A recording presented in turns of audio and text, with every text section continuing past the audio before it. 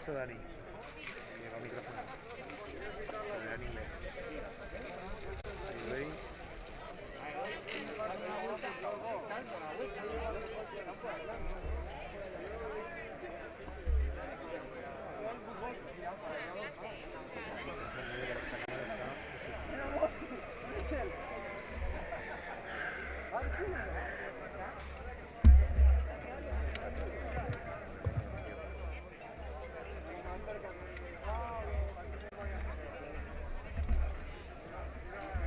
Es que aquí te la wifi there.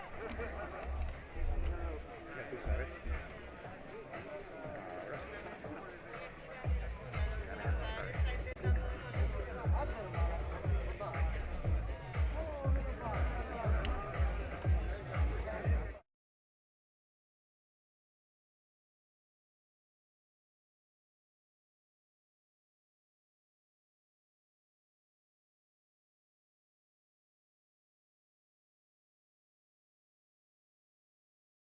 Días.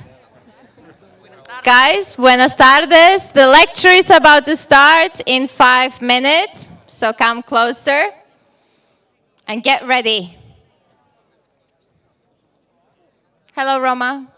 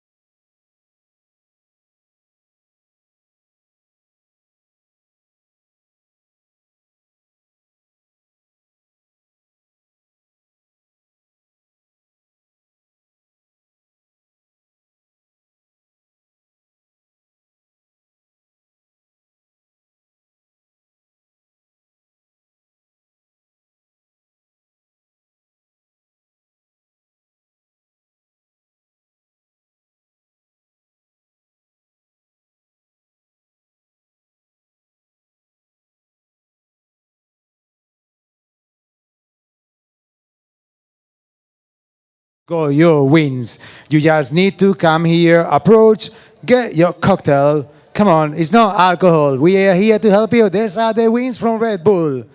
This is MotoStudent. Come on, just been approaching here, and in a few minutes we will start with a lecture from MotoBoost.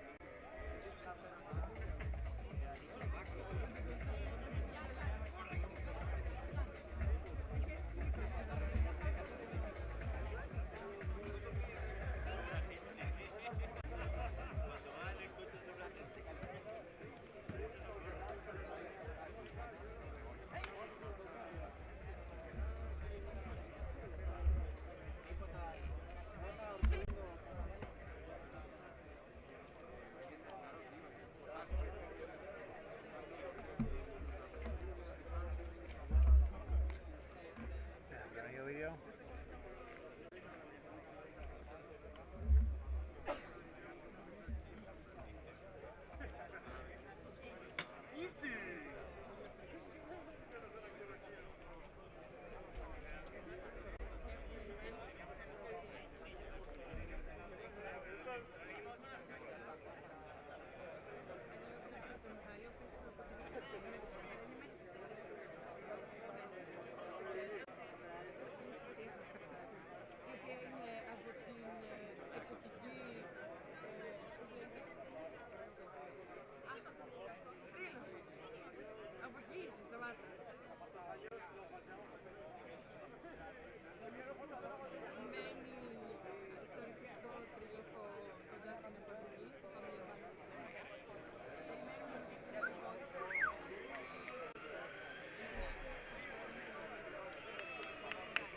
Me gran vídeo enseguida.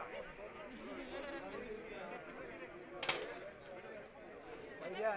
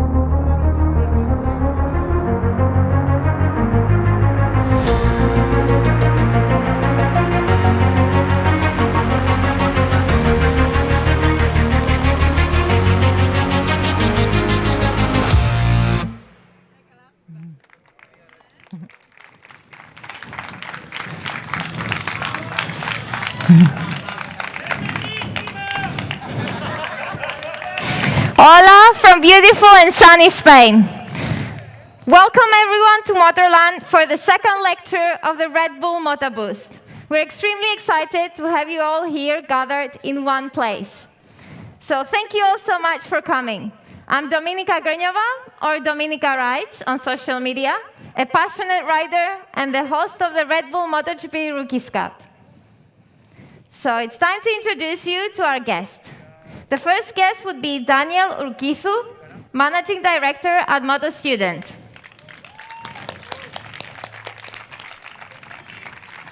Hello, Daniel. Hi, Dominika. How are you? Take a seat. Good, good. Good. I'm here. So then we have Roma Lopez, Technical Organization and Sportive Support to the Red Bull MotoGP Rookies Cup. Hola, Roma. Hi, Dominika. How are you doing? ¿Qué tal? Bien. So then Alberto Tambini, Structural Analysis and Test Engineer at KTM, ex-team member of Italian MotoStudent team. Hi, Dominika. Hello, Alberto. And then we have Jeremy McWilliams, ex-MotoGP rider and test development rider for KTM Motorcycles. And he also played the Batman in the amazing movie, one of my favorite movies, Under the Skin with Scarlett Johansson. So, hello, Jeremy. Hi, how are you? Very well. Good. So, perfect.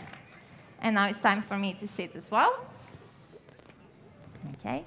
So, Red Bull MotoBoost is an additional challenge inside the MotoStudent competition. This year, it's an individual prize. One lucky student will win an amazing opportunity. 6 months internship at the Moto3 KTM in Austria. And you can choose from 2 different topics, aerodynamics or mechanical design. So this project and this lecture is an amazing opportunity for all of you to give a boost to your future careers. So if you haven't registered yet, now is the perfect time. Don't worry, you still have time because the deadline is on the 25th of July. All you have to do is upload your cover template to the MotoStudent website in the MotoBoost section by 25th of July. So now it's time to have a conversation with our guest, talking about topics that for sure will be extremely interesting for you and will help you with your project and give you the last puzzle pieces before the final step of this competition. So towards the end of this lecture, I promise all of you will have 30 minutes with our guest. So start preparing your questions, and we're going to do a Q&A with you guys. So are we ready to start? Woo! Perfect. So the first question would be to Daniel. Okay. Dominika, just give me 1 second. With the permission from all the audience, now that we are all sitting down here with the social distance in here, I think if you want, we can just relax, just let us for 60 minutes to relax from the max. Probably if you see our smiles, it will be a lot better lecture. So please, if you want to follow me, we are lacking issues, but we are going to keep the social distance, and with it, you can now start with the lecture. Thank you so much, Daniel. That feels a lot better. Thank you, Dominika. So, 4 continents, 16 countries, 83 teams, and more than 1,000 students. Let's talk about Genesis, the origin. The reason why we all here MotoStudent. How did this idea came, Daniel? Oh, the origin of any idea is something complex. Many people say that the ideas, they normally come from a workshop or from a tissue from the restaurant, is what in California, that's what it says. But in here, where we exactly did it, it's 12 years ago. We look at the university, we look at this astonishing project, Motorland, and we thought how we can mix up in the same, like in the cocktails from Red Bull, how we can mix up the university, motorsport, and also how we can mix up all this passion for the sports and innovation, technology. And just one word came up to our mind. It was MotoStudent. MotoStudent, what it represents is the real university, is the real bridge in between the university, what you're doing in your lectures at the university, and obviously, you are always working with a computer, but in here you're working now with a real motorbike, similar to this one, on this astonishing Motorland track. The idea where it came from, we just listen to people, and we just give them to them what they deserve. Amazing. So as you said, this represents the best way to touch motorsport, no? And Yes. what about being in the world of motorsport? Is there any other way to get into motorsport? Any bridge? Yeah, probably many ways to reach the ceiling and to touch the sky. MotoStudent is one of them, and Alberto Tambini here will let us know later how he can touch the sky. Roma, I'm sure that you, if you were younger, you would just probably say, hey, Danny, can I go MotoStudent? For sure. But now, we are not that old, we're just a bit older than them. A bit older. But yes, there is one single way now, and it's in here, it's MotoBoost. MotoBoost is right now the only bridge in between university, MotoStudent, and the real motorsport world. If you're going to be one day over there, working with the best guys like Roma or Alberto, or maybe just doing some testing with Jeremy, MotoBoost is the only way right now, the bridge that joins MotoStudent and the real motorsport world. Definitely the bridge to the motorsport industry. So Alberto, now it's your time. Ready. As an ex-team member of Unibo Motorsport MotoStudent team that participated in the previous edition of the MotoStudent competition, can you tell us how was this experience for you? How important is this lecture for our students? So, was really a beautiful experience, an experience of hard work, passion, motivation, an experience that really helped me to develop as a person, working with other guys, sharing experience, sharing passion, and also helped me for sure to develop technical skills that were needed for the job that I was now doing. Because when you go in such a project, you have to think out of the box, you need to find solution, nothing is written on the paper. So I think it's the best if you want to end up in motorsport in your career. This is a good way. And a lecture like this, if I would have been, in the previous edition, in front of the stage, I would have been extremely curious to just know the point of view of experts. And now you are the expert. Yeah. At the beginning, yeah. Well, you guys definitely can be sitting in his chair maybe next year. So definitely need to apply to the MotoBoost competition. And Alberto, can you tell us what are the considerations when you start designing a bike from zero? So this is a topic that I think many of you already experienced. As some hints, so we have to start. We have to develop a bike from zero. We have to race in a certain class. Okay, so first thing I will think about is have a look to the competitor, because this will be our first reference. We need to start to define the geometry of the bike. So let's think simple. Let's put the bike on the paper. 2D layout. Okay, we can define the 2D layout of our bike, taking some dimension, watching the competitors. But not all of these dimensions for sure will be the correct ones that will give us the best performance. So one important point is to keep in consideration the possibility to adjust the geometry of the bike from the beginning. For the early test, for the first test you will do, you need to be able to react fast, adjust the geometry. So put as many adjustable as possible for the first layout of your bike. So I'm talking about possibility to change the steering angle, the triple clamp offset, pivot position. And another important point for the bike will be for sure to think about ergonomy as soon as you go in the track with the rider. A rider that feels comfortable on the bike is a rider that goes fast. So think about the possibility to adjust the ergonomy, for example, like footrest position, seat position, handlebar position. And then, once defined the layout of the bike, it's time to think about the main structural parts, like frame, engine, swing arm. So this will be the first approach, the first thing to think and, let's say, make a program to define them to start from zero. Thank you, Alberto. So Roma? Thanks, guys. That was an impressive answer. I mean, I will try to keep up on your level, but it was not that easy. Well, Roma, this is an iterative process, isn't it? So once we get the design, how do we follow the script? And which alternatives do we have in first plan? So does not work as expected. Well, Alberto already mentioned that from the project they have, we need some spare room for adjustments. Everything that they calculate, once we bring it to the track, it might not be working that good as we expected. And there are many factors to take into account. So later on, we'll talk about the rider, which is a main stone on that part of the project. Don't worry, Jeremy, your turn will come. Yeah, for sure will come. But it's more about having fast time on reaction. Like if plan A that we have designed it doesn't work, which options do we have to follow? Or which plans or alternative plans we can follow to overcome that part of the process where everything was not working as expected. So Alberto, once it's all in place and we have the puzzle pieces, which designing line you follow and which are the main points to take into account? So let's say we have our bike on the paper. We need to go on. We need to define, for example, which structural part I want and how I produce them. So let's talking about frame, swinger, as I said before.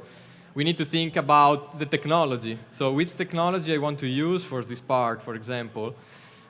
A tips that I will give you is you need to think that you will always have to react, because on the track, through the comments and the feedback of the rider, you will get some information on how to improve the bike, because nothing will work completely as expected. So you need to choose a technology that allows you to produce parts in a controlled way, that allows you to produce parts that has low weight, are safe, and that fulfill the stiffness targets that you want.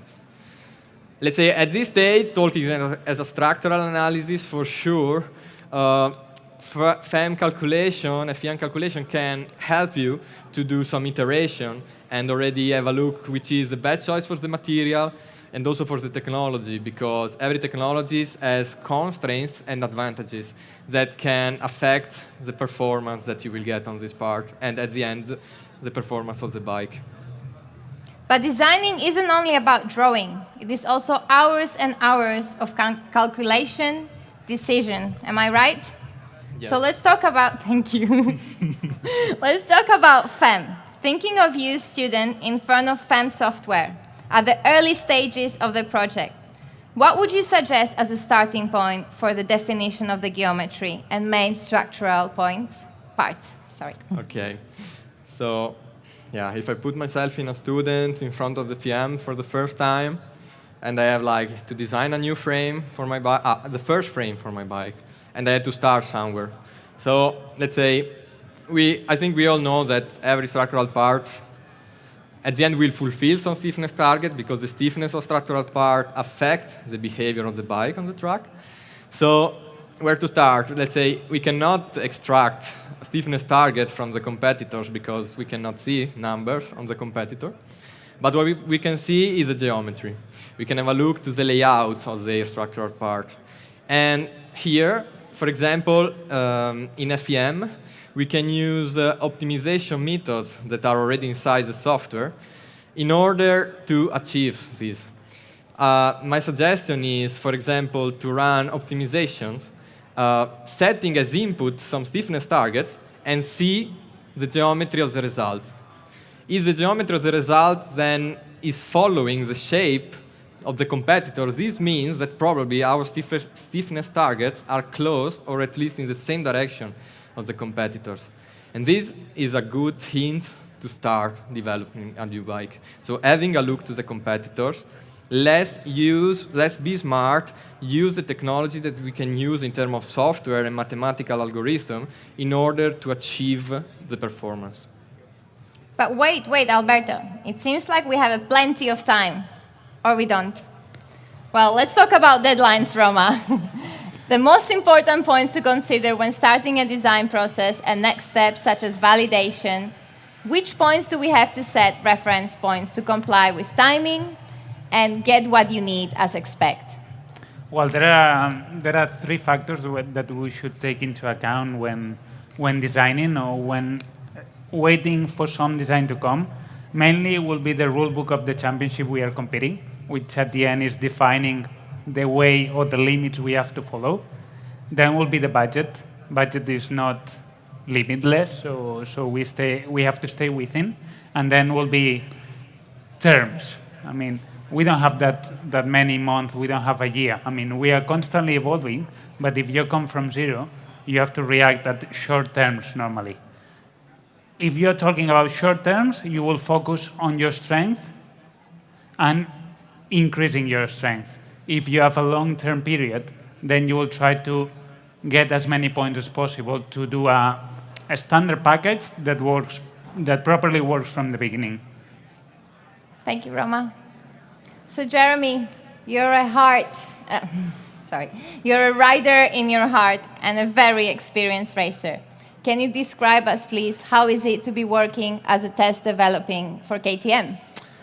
Well, following on from what Alberto and Roma have pointed out, they're talking specifically more about racing development. I work for street product. Even though my background has been racing, I moved to the street R&D department during really when we started to produce the very first Super Duke, the bike that Danny arrived on today. So I've been working on that bike from the very first edition right away. So the bike through. that Danny rode, you were working on it? Yeah, I helped develop, and I mean by develop everything from what Alberto was talking about, from ergonomic triangle to right through to, geometry. Obviously, we tried every single aspect on geometry before we get to the final the product. We go through a series which is called P0, P1, P2, P3, which are all prototype bikes. And by P1 to P2, we have already defined the geometry and the stiffness values. And then the bike starts to become more like a finished bike for the road. And at the very, very end of this process, we then add in traction control, all of the electronic aids, cornering ABS, wheelie control, all of those things I also am heavily involved with. So you definitely did a fantastic job because it's one of my favorite motorcycles. It's a lot of fun, yeah. And at the beginning we kind of got a bad reputation for it because it was known as the Beast, but actually it can be also a quiet beast. A quiet beast. It can be like a lamb in lamb's clothing, but it's a lot of fun to ride the motorcycle. It's a lot of fun to develop with the R&D department, and I think a lot of you students out here today, we need more students like yourselves, more engineers like yourself, obviously to come into manufacturing, whether it's with whatever manufacturer. Our R&D department grows so quickly that we can't keep up to demand, so there's always opportunities. Don't just always think about the racing avenue. There's a big future ahead in certainly with their street products as well. But engineers, calculation, hypothesis, data, something is missing here. I would say the missing link is the rider. As a test developing rider, which would be the main points you will focus on working? Do you follow the plans as Roma said? Yes, we're kind of, when we have a project starting with the budget set out, there's a timeline obviously. We need to reach certain targets by certain times, and it's so there's a lot of pressure on everybody in the team, right from the PM, the project manager, through to the engineers, to the electronic engineers, right down to the test rider to make sure that the test rider is driving the project in the correct way. So your reputation kind of is hanging on this direction. And of course you need to have a very close relationship and a very trusting relationship with the team around you. We have a very, very close relationship in KTM. I work with different departments, everything from wheels and brakes to chassis design analysis, suspension, WP suspension, Bosch electronics, etc., etc. The list is never ending. So it really, as Alberto pointed out, is exactly as they start with a track project. We do exactly the same for the road. Okay, so how did you see the paddock today? I saw that you test ride some of the prototypes. Did anything catch your eye? Did something impress you? I think many things caught my eye. It was a pleasure, and thank you for letting me have the opportunity to ride your bikes today and trusting me. Thank you. Thank you, guys. It's been a great day. Yeah, it was fantastic. I mean, even a little bit about what we spoke about after riding the bike is kind of how we work as a team. You know, kind of suggesting and pointing out areas that maybe could be improved on. Hopefully some of you guys got some of that feedback today. I don't think that you need to change very much because the bikes were really amazing and the engineering level this year has gone way beyond what we expected. It's fantastic. Fantastic job, guys. Well done. But Roma, are they linked to first phases from Alberto? I mean, how do you start planning a test day? Is it also like engineering plan in terms of steps? As you said, it's just a plan. I mean, before a test, you are trying to plan as much as possible. What do we want to test? How do we want to do it? How many stints? How many laps? Which tires? Use it? I mean, new ones. I mean, there are plenty of things to take into account. But at the end, once again, we have to face with reality. And reality, we just have it when you are on the track. You might have planned a super busy schedule day, but then because of the forecast, it's not allowing you to ride on the way you expected. You cannot do it, and there's nothing you can do on that on forecast. So at the end, it's about making the most out of time you have. If you have conditions like today, like perfect conditions, sun is shining. Wasn't it too hot today? Not so windy. Well, but it would be a good... Jeremy, wasn't it too hot in the leathers? It was pretty hot, but yeah, it certainly was hot, but it was worth losing a little bit of sweat today to ride some of your products. Well, that's why we have Red Bull to stay hydrated, Yeah, right? exactly. Give us the energy and the boost. Yeah, but that was all about, I mean, if you have rain conditions, it's like making the most out of the rain conditions. Whatever the conditions you got, just go for it and make the most. That would be the key point, I guess. Perfect. Well, Jeremy, setup. What a simple world, isn't it? What a difficult mixture. How do you make, link, listen, and talk about bike setup, behavior, stiffness, and frame, and so? How do you translate the information from the bike to the engineers? And how do you connect with telemetry and data acquisition? Do you have like a special language that you speak with your engineers? Yeah. Yeah. Or like special sign language? You know the language. You see them on TV and MotoGP when they're making this sound or it's doing this. There's no magic that is getting into a dialogue. Huh? There's kind of no words for a lot of it, and setup is two very short words for a very, very long list of what needs to, what you require to make the correct setup. I could sit here all night and talk to you about this. It's so interesting from my perspective because everything that I get to try out, I have to feed back the information to the engineers.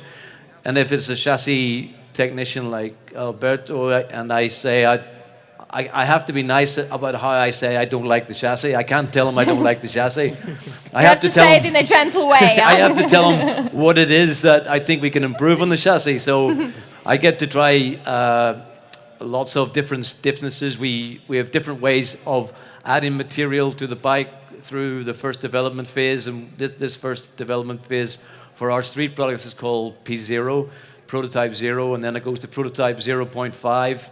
And then it goes to 1, and we can only move as fast as they can produce the products to add to the motorcycle. So it's a very in the beginning quite a complicated process, but we can get there because we've got a team of people who are so passionate about moving forward. We can never move backwards. We can't bring a new motorcycle to the market that doesn't already beat our reference bike, our 890R or our 1290 Super Duke or our 390 Adventure, whatever that bike might be. So there's a lot of time and effort that goes into this analysis that these guys do before we get it.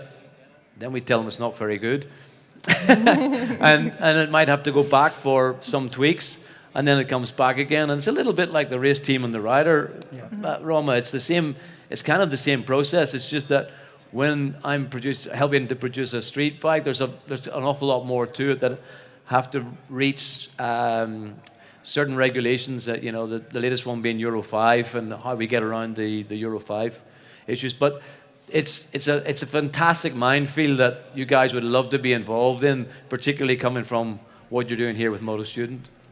So it's not about telling what is bad to the engineer.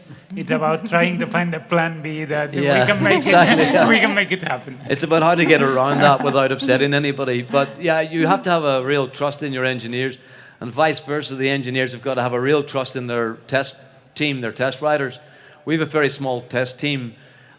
Maybe only have 5 test riders for the whole of KTM, for all of KTM products, and we've got 1 or 2 also in America for off-road stuff. But the main the main team of test riders is a very small team, so we're getting to try and test everything. So I guess because of that, and we're riding all of the time, we can give feedback, relevant feedback, and it always has to be in a way that we know we can move forward and improve from the bike that we're trying to replace or develop side by side. So as Jeremy said, guys, it's all about teamwork. So, and you also have lots of teams here, so you're starting the right way, learning how to work in a team. So raising my hand, would you agree that it's as important to have a good plan development as having a good relation within the team? Because I guess that sometimes giving so much information to the rider is nothing positive, but sometimes it's not about testing blind. It's about having a good compromise and a good relation, a trust relation, that the technician is trustworthy with the rider and the rider so on. So it's more about creating a good atmosphere, as Jeremy said, that everything that's happening, you lead it together. But how about at the Red Bull MotoGP Rookies Cup, when you have 26 riders on a test day? How does that end up? Chaos. There is always chaos. No, in fact, in our Rookies Cup, we are trying to find not the perfect setup for everyone, because it would be impossible, but trying to find a base setup that works for everyone. At the end, you have 26 riders. You have to fulfill everyone's necessities. So you're trying to find, as I said, a base setup, and you are just adapting, doing small changes from track to track to make a bike that runs smooth for them. But the targets are not that clear or not that precise than in a test team, a street team, or in a MotoGP racing team. Well, Alberto, how do you process all this information that you get from the test rider? So I would say, going a bit back to what Jeremy said, is important to plan the test day, especially if you are at the beginning. Let's say the first test of the bike, you still don't know, it's still not 100% clear for you which stiffness affects which maneuver and how, and which is the weight of every stiffness. So you need to be able to be ready to understand the feedback of the rider. So a suggestion would be, to have let's think about a frame with the possibility to add or remove part, to see the effect on track, to get the feedback from the rider and extract from this feedback the stiffness information that as an engineer I want. Or I can bring maybe 2 frames that have really different stiffness target. And from the feedback of the rider, then I will understand which stiffness affect which maneuver. So this is also an important point, to be ready and to prepare yourself in order to understand what the rider gives you. Thank you, Alberto. Well, Jeremy, perfect lap on simulation with perfect lap on the track. How do you see the simulation evolution and the human factor? Will this substitute one day the human experience? What is the expectations versus reality? That's a question that we discussed earlier on. I think that's a very difficult question to answer. Yes, we never know where evolution is going to take us. We don't know how simulation processes might improve, particularly for 2 wheels, because at the moment they're pretty good for 4 wheels. But because of the rider's input and the rider's style, he's not just sitting in one place. He's moving himself all around the motorcycle all of the time. We have different height riders, so weight bias is quite different. The styles, as I say, are quite different. I don't really see that, I might be wrong, but I don't really see that the simulation process is going to aid us a lot in terms of adding a rider to a motorcycle. For sure, maybe a riderless motorcycle with in a simulation process, we may be able in the future to improve on that, but I don't know, Roma, what's your view on simulation? Well, V reality? I think that you were right on the point that rider nowadays has so much effect on the bike and the aerodynamics happening and the motion on its own. So might be wrong as well, but I don't see happening at least soon. Because at the end, as we told before, I mean, perfection, it doesn't exist. When they are simulating on quite perfect conditions. Safe world. Yeah, in quite perfect conditions, which normally doesn't happen. Just because the week before there were cars on track and the rubber is different than the one you were expecting. Just because there are so many factors happening that you can control, things are changing day by day. So I don't think it's happening soon. Just to pick up on one point from the chassis side, and Alberto can back me up on this, but what we find is that if we give good feedback, really relative feedback to a chassis during the first process, and there's some aspect that can be improved upon, when they start to analyze and simulate, they have a very good process, and I'm not privy to it. I don't get to see this process. Maybe Alberto can tell us more about it, but if I send a chassis back, somehow they send the next one back, and it's actually very, very good. So depending on the feedback from the rider, talking to the engineer, they go back and scratch their heads a little bit for 2 or 3 weeks, and the next stage seems to be a big improvement. That's how our department works. Yeah. Do you agree? Yeah, I agree. I mean, depends on for sure, how much, which is a comment of the rider, how much is a step to improve. I mean, maybe if you go for sure with the first bike on the track, with the first frame, and then you get some feedback and you understand that you have to completely change the behavior, then maybe, okay, it's easier to get the direction. But of course, you know, when you are at a high level like MotoGP or Moto3, when you are so close to the limit that you need to really make really small steps in order to improve the performance, then there is not always like this. So not always an update on the frame, on the swing arm, is improving the performance. Maybe you do one step back and you get another comment, and then you understand, okay, so I need to move not in this direction, but in this other direction. So as the level increases, as more difficult it is to really do the step always in the correct direction. And it's not just always chassis and swinging arm. We always test wheel stiffnesses now, which is not something we did in the past. Now we're checking that we're in the right area for wheel stiffness. So once the chassis is working with a wheel that we know that works, if we change the wheel to a different manufacturer or a different design, different spoke design, then we also have to check the wheel, that the wheel works and doesn't change the behavior of the motorcycle. So, as I say, there's a huge amount of areas that need to be defined. But Jeremy, when you were racing, was it in the late 90s, early 2000 at the MotoGP? Yeah. Did you prefer it more when there was less technology involved?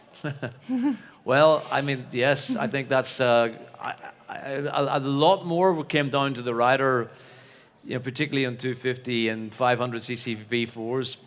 A lot of that was left in the rider's hands because we weren't using traction control.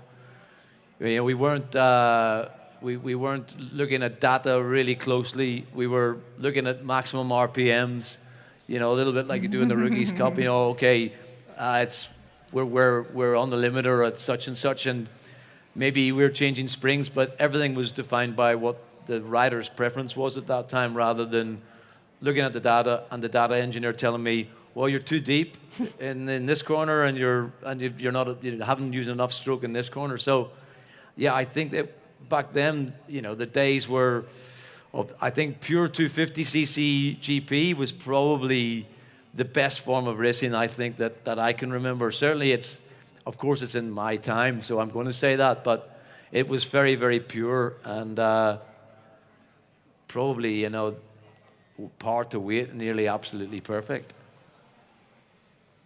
Thank you, Jeremy. Well, Daniel, how did you see our students today? Is there anything you would like to share with us before the final step, the final event, the race this weekend that you guys have? Yes, I mean, after listening to you guys, I was just thinking as managing director, you know, I'm always thinking how to manage things. We go rider, we go also engineers, we go someone else, okay, 1, 2, 3, 4, 5. We just need two, probably more guys. Probably Christina and Sila could also help us, and then we will be 7. Do you agree to be also a MotoStudent for next edition? We can make a team. We just need to go university, go enroll in there. But do we do electric or petrol? Jeremy, what do you think?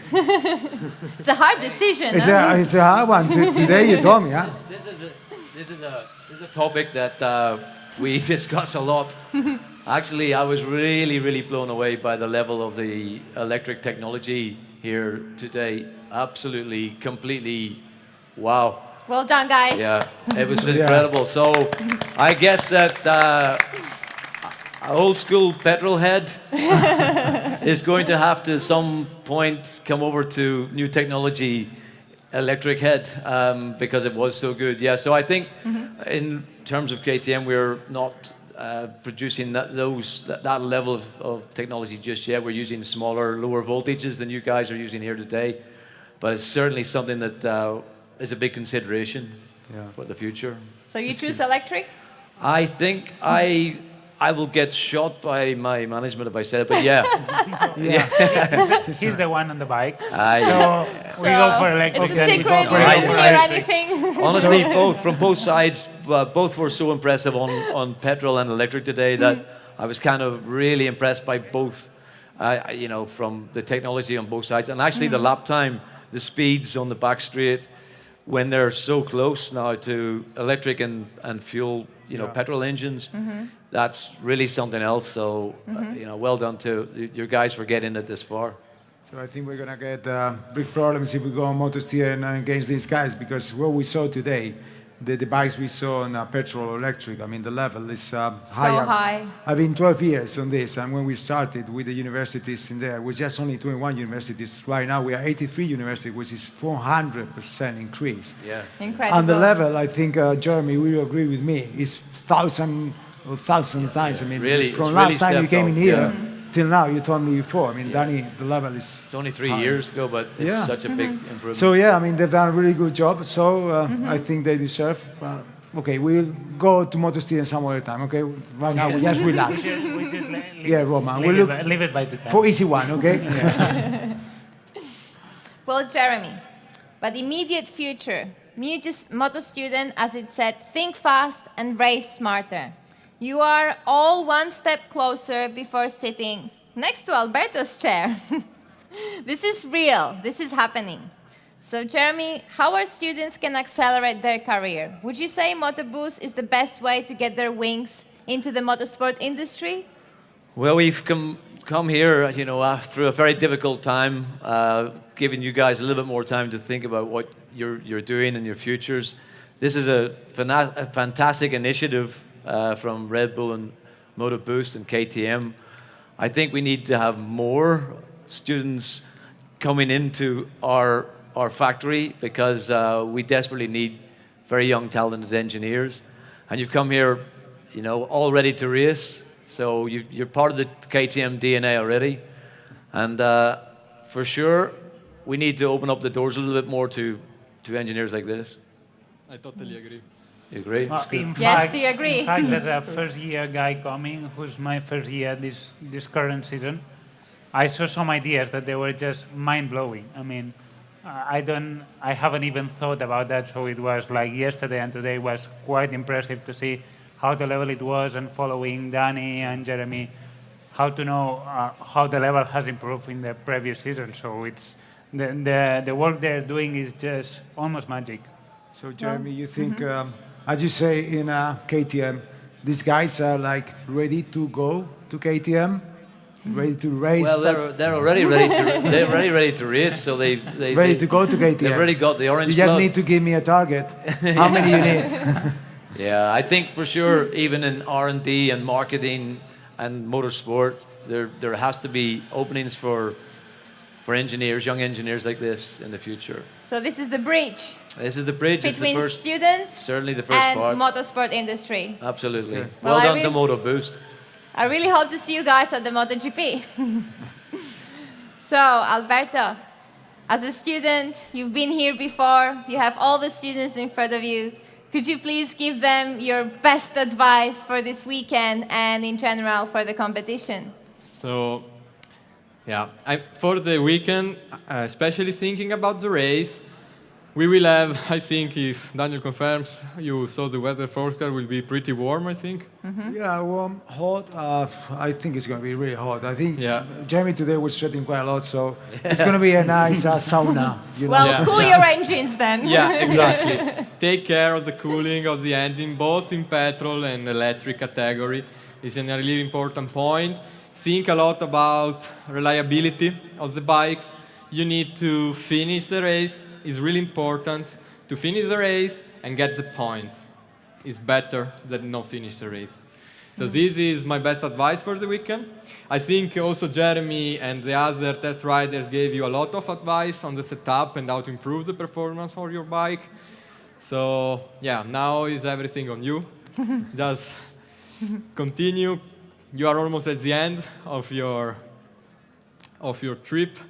And yeah, you put a lot of passion, motivation, hard work, and now you have to just push until the end. Just push a bit more. Not too hard. Just stay upright. Steady one. As he said, just stay upright. To finish first you must finish. That's always been my motto, you know, and I was the worst at it. I crashed way too many times in my early career. But I learned this as time went on, to finish first you got to finish. So get to the end, pace yourself against your other competitors. Don't try and leave town. Try to stay in the same group. Look at what they're doing. Look at your competition. Gauge your speeds and even your power performance on the e-bikes, depending on the competitors. Well, guys, as I mentioned earlier, the Red Bull MotoBoost is a Dominica, competition. I would like to add one more thing. Yes, sure. And it was like, from what I see this year, I repeat that this is my first year, even though they don't win, even though they don't succeed on MotoBoost, to keep going. If you have an idea, just go for it. Doesn't matter whatever they say, doesn't matter how difficult it is, but the key point is to keep going. If you believe in something, just go for it. Exactly. That was all. No matter how many times you fall down, you always stand up and keep Uncountable. going. Uncountable. Uncountable. But Exactly. I think that it's pretty good that if you have an idea or are on a goal, and if your target is to be a test technician or to be developing with Jeremy, just keep going, because there are many ways. MotoBoost is one of the Yes. best ones, but there will be other paths bringing you to MotoGP or Motorsport World. Thank you, Roma. Well, guys, as I mentioned earlier, the Red Bull MotoBoost is an additional competition inside the MotoStudent competition. So if you haven't registered, there is still time. You have to be officially registered. You can go on the MotoStudent website. The deadline is on the 25th of July. All you have to do is submit your cover template to the MotoStudent website at the MotoBoost section. And then you'll have time until 15th of October, if I'm not mistaken, Yeah. To develop your project. Yeah. And the winning prize, it's an incredible prize. So if I was in your position, I would be extremely excited, because it's a 6 months internship with Moto3 KTM in Austria, an individual prize for one student. And you get the chance to choose between aerodynamic topic or mechanical design. That's it. Yeah. It's true. It's Well, a real bridge. thank you, we Red said. Bull and Thank KTM you, Red for Bull, this. KTM. That's You are making it. incredible. And now it's time for you guys. It's your time to do the Q&A. So if you have any questions, please, who has the microphone can start. Yes? Well, can you please tell us your name and your university? Yo, hi. My name is Camilo. I am from the Basque College of Engineering. I'm from Vitoria, Basque Country. Wow. What? Ah, vale. Yeah, so you just said that the project that you have to develop it has to be about aerodynamics, either aerodynamics or mechanical design. No, that will be the winning prize. So Oh. when you win, you can choose from 2 different topics. Also, the project that I present, like to enter the competition, can be like about anything. Maybe Daniel is the Because right person to answer I that. am in electronics, and I work with the battery management and circuits and data logging. Nothing to do with aerodynamics or mechanical design. So. Could he get a chance to Yeah, you can do also the get a internship? chance. I mean, in my case, I'm an aerospace engineer. I've been in Formula One and now I'm managing here competition. So that it doesn't matter what you do. What it means, what it matters, really matters what you do, what you know. The 2 topics are mechanical and aero. I was aerospace engineer, but I was doing telemetry with Formula One tires, so that you are capable to do it. You can go either to mechanical, there is an issue in there, you can just go and check it.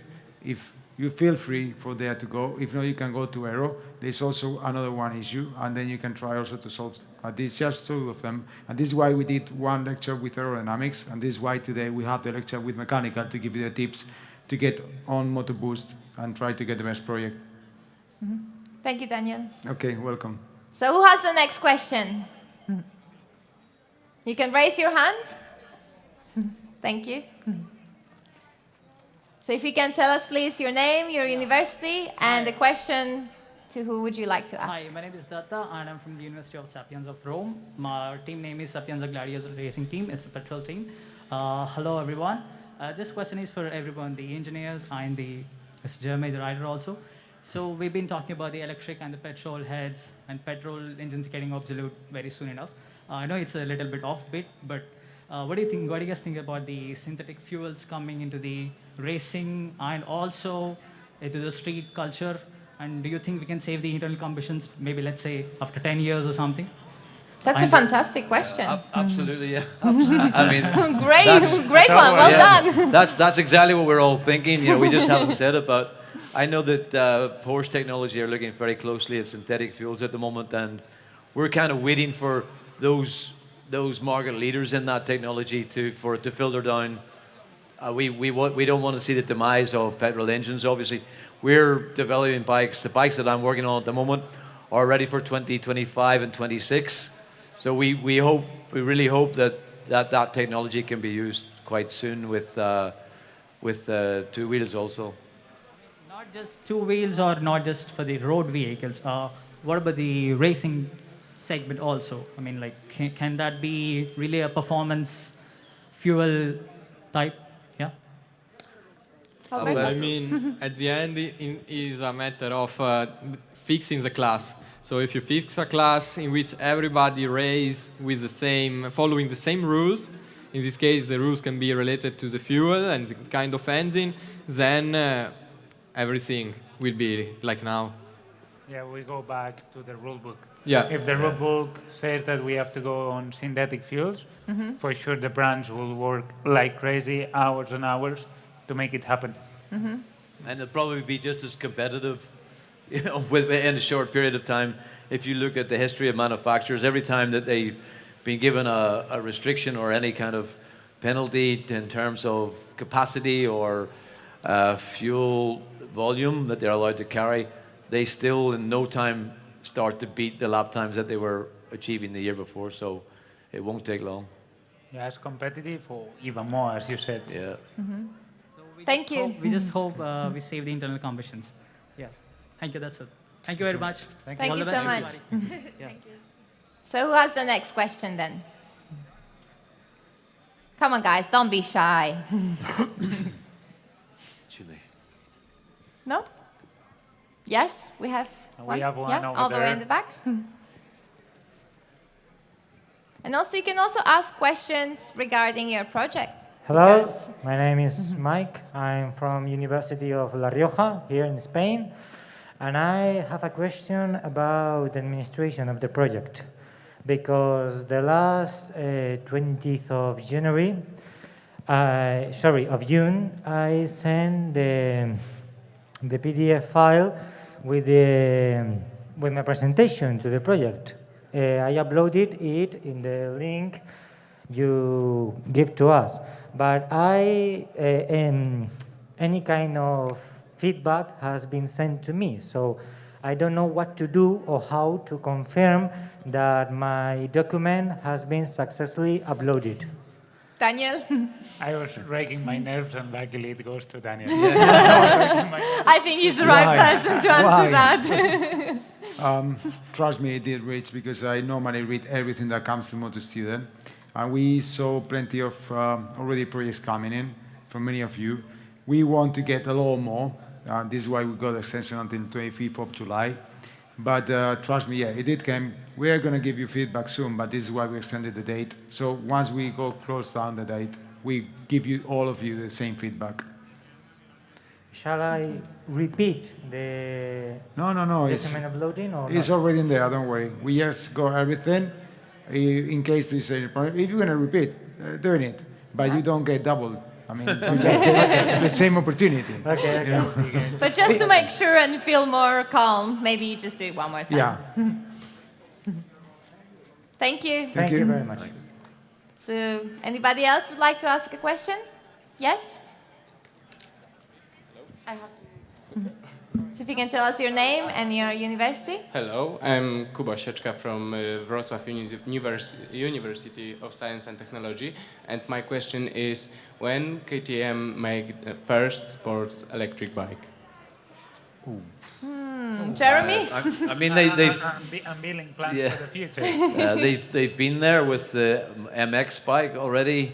Is that the free ride? Yeah, they've done the free ride and also saw an MX version. But the next installment will be smaller bikes for kids, and you know, there's something happening around that.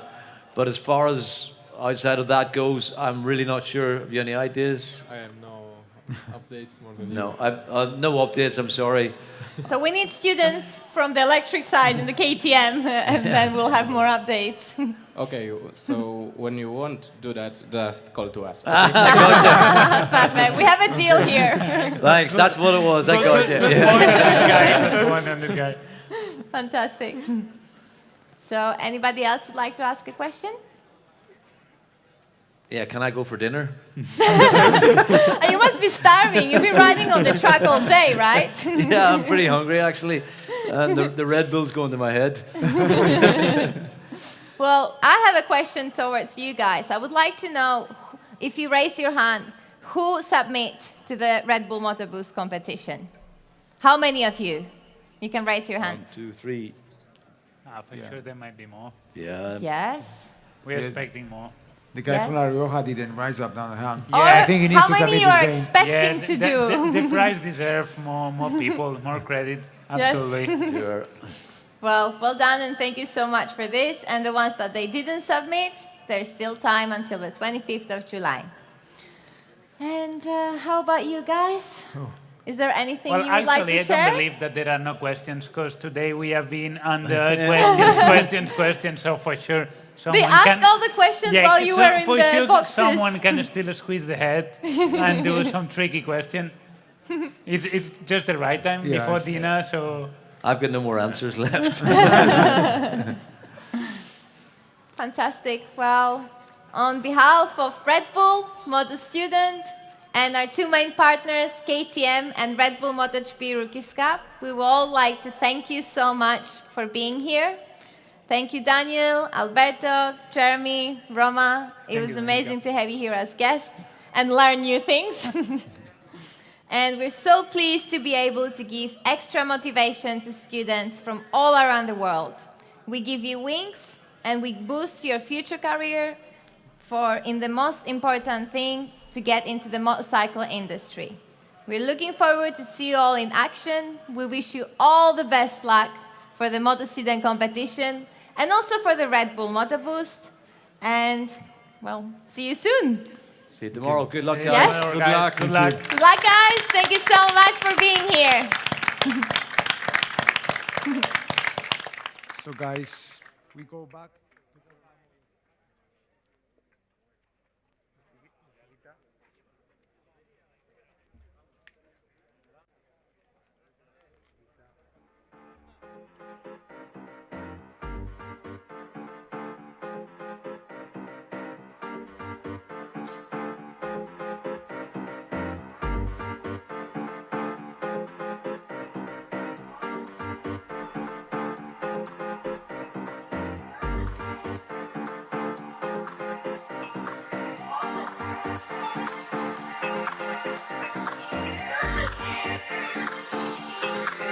show you something.